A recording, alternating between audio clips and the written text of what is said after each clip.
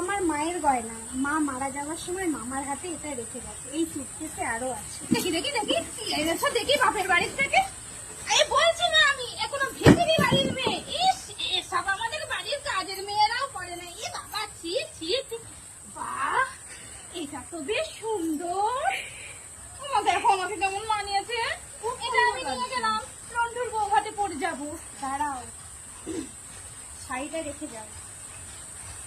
কেন বড়লোক বাড়ির বউ এত শাড়ি থাকতে বিক্রি মেয়ের শাড়ি ধরে টানাটানি করছো কেন? শাড়িটা রেখে যাও। মা, তুমি আমার মেয়ের হাত ধরেছো? রেখে যাও, শাড়িটা রেখে যাও। আর ওইগুলো যা আছে রেখে ও যাও। বৌদি, ছেড়ে দে, ছোট ছেড়ে দে। ওরকম করিস না, ও তো ছোট বোন পড়ু না। আমি বিক্রির বাড়ির বউ, আমার বাড়িতে 10-5টা ঝি চাকর নেই। ও বড়লোক বাড়ির বউ, ওর বাড়িতে 10-5টা ঝি চাকর থাকতেই পারে। গোছানোর প্রচুর মানুষ আছে, আমার বাড়িতে তো নেই। রেখে যাও।